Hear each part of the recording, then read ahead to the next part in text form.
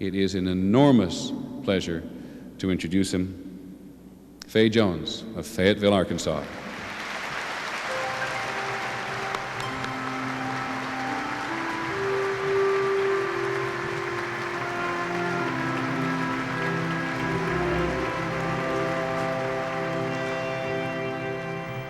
As architects, we have the potential to build beautiful, well-composed places, large and small, that will not only accommodate our functional needs, but will serve as models which represent the best of our ideas. We have the power and the responsibility to shape new forms in the landscape, physical and spatial forms that will illuminate and will nourish and will poetically express our human qualities at their spiritual best. Architecture is invention, is innovation, but it is also remembering.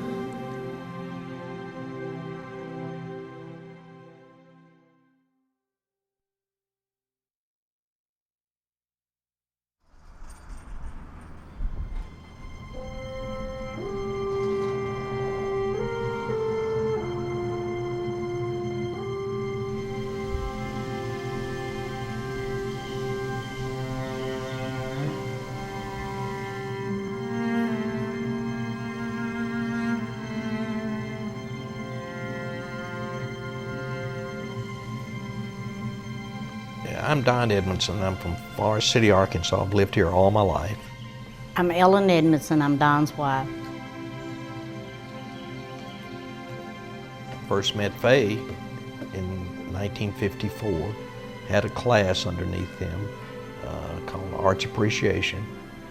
And of the 5 parts, one part of it was architecture. Fay was the lecturer. But what struck me most was Fay's work in these small, wonderful houses he had designed. I'd never seen anything like that, and I just knew that I had to have one. Now, I didn't know how I was going to do it, so I decided the best way to do it is go to work and try to make some money. Ellen wanted a more tailored look to the home, rather than the stone and board and batten construction siding on the house and the shake shingles. And of course, and I didn't want a stone floor. No, did not want a stone floor. So we decided to go with the stucco and the red tile roof and the colors that we liked, and it turned out completely different than anything he'd ever done. This is the only one he's ever done. This is the only tile roof house and only complete stucco house he's ever done.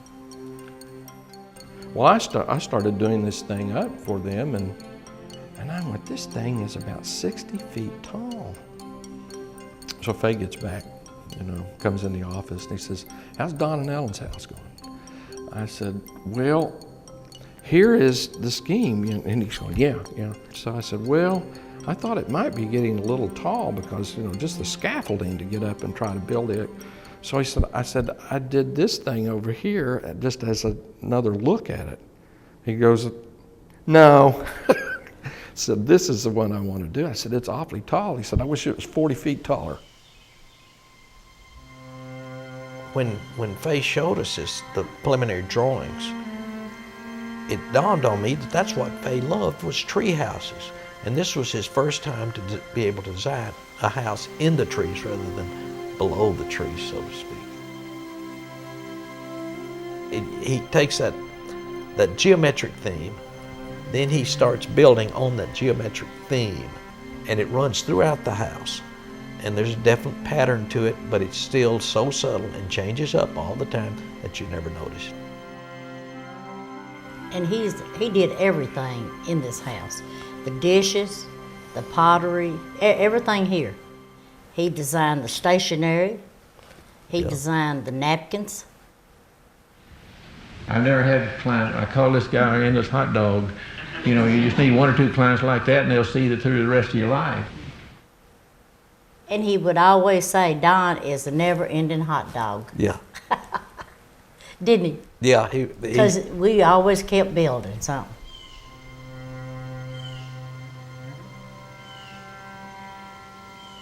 he could weave it all in and make it beautiful. And so instead of living in a house, we live in a home. Instead of living in a house designed by an architect, we live in a piece of art.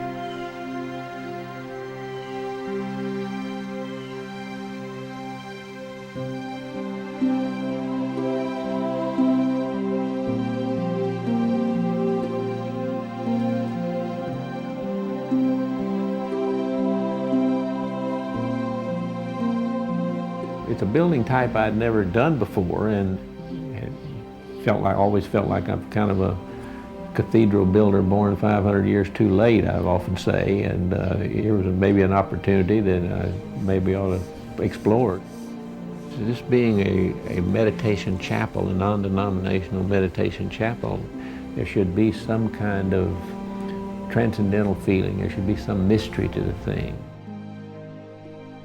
And so he brought this sheet in and he says, I think I've got this idea for the chapel. He said it's like 24 feet wide, 48 feet long, and 48 feet tall. I said, 48 feet tall, because he had a little scale figure on the sketch. And he said, yeah, and we'll run these braces from side to side and just stack the bents, however long. And I, it was like I just said, well, if this ever gets built, it'll be one of the greatest buildings of all time.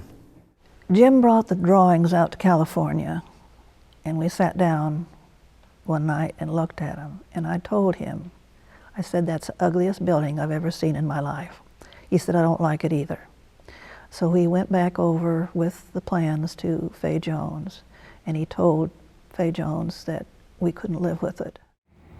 I told him, it would take me a few days to get this kind of erased and out of my mind to try to come up with a new scheme. But anyhow, he actually got up to leave and got out of the office and turned around and came back in and said, you're really disappointed. And he said, do you think this is really what we ought to do? And I said, well, I wouldn't have shown it to you if I hadn't thought this was a good scheme. And then Jim took the drawings back to California, and we found out later that he sort of market tested these. He would take the drawings with him to the car station, buy his gas, and roll them out on his hood and stop someone and say, hey, what do you think about this building? And he would go get the groceries, and while he's checking out, ask the grocery girl, what do you think about this building? And did this to everyone, and everyone would say, oh yes, that's pretty good.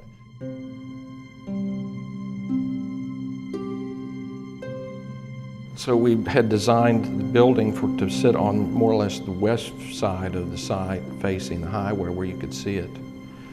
And it was being laid out, getting ready to, with the builder, to build and start construction. And Fay kind of wandered off in the woods briefly, and he said, we're about to put this building in the wrong place. It needs to be back here in the woods, back here it's much more protected by the trees.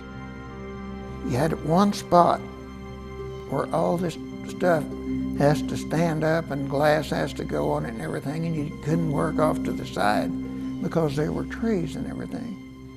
So just figuring out a way to put these things together and then lift them up was interesting.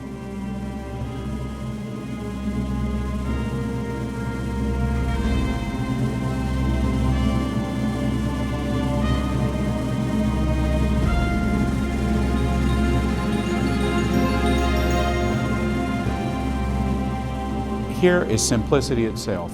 Rather than having two cross pieces meet at the center, Fay devised a little ring of metal so that there's a hole where there should be something solid. And the result, when it's repeated multiple times, is a ring of light. He saw that. He knew it was special.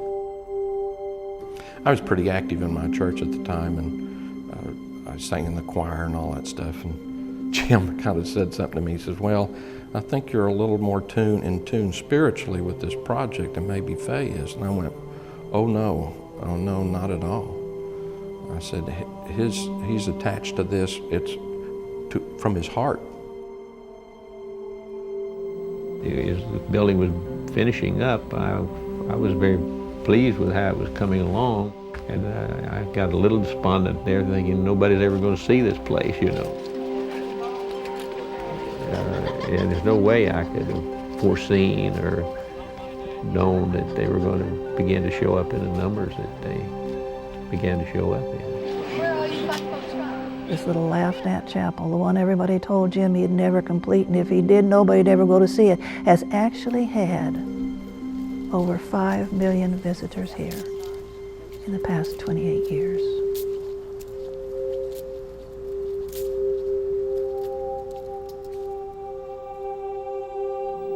The clearest manifestation we have of any higher order in the universe seems to be what we observe, what we sense, what we feel in nature. Somehow we seem to get very special feelings and think on a higher order of things when we have that kind of atmosphere. And I remember once talking to his daughter. It wasn't too long ago. I'd never known about this. She said Thorn Crown was nearing completion, and he brought her out there, and he all of a sudden got this very animated look on his face, and he said, do you feel it? Do you feel it? There's something very special about this place. I think he knew that this building was unique, that he had really done something. He also had that knowledge affirmed and reaffirmed by visitors who would come to see this site. And he did share that great architects who would come to visit him from other parts of the world would say things like, "Fay, you've really done it."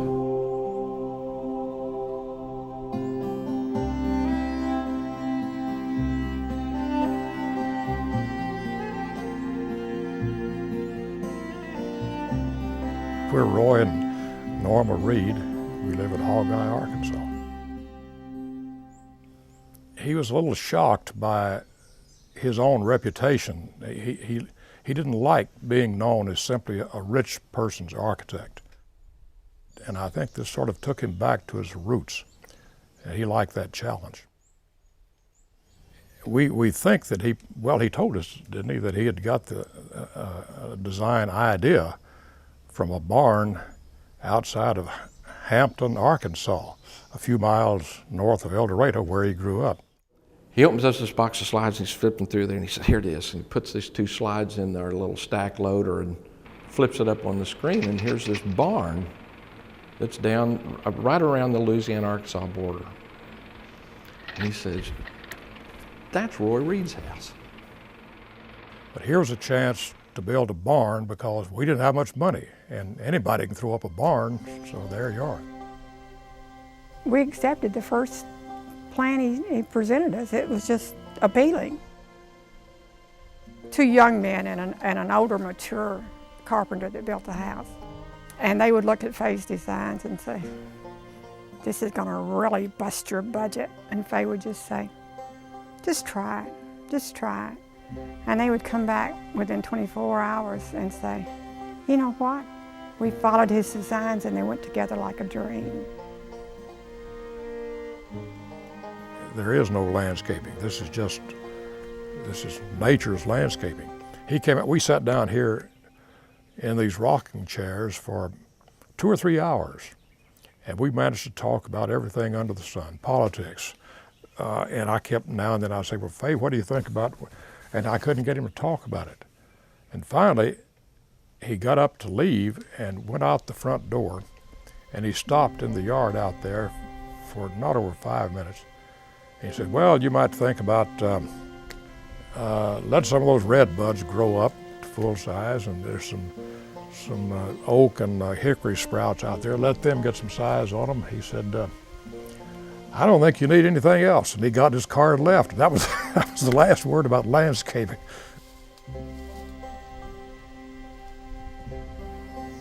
The house is so open. I've always been a kind of a craftsman. I sew and I do quilting and I read a lot, and the loft is just ideal for that. It's just been a nice house to grow old in.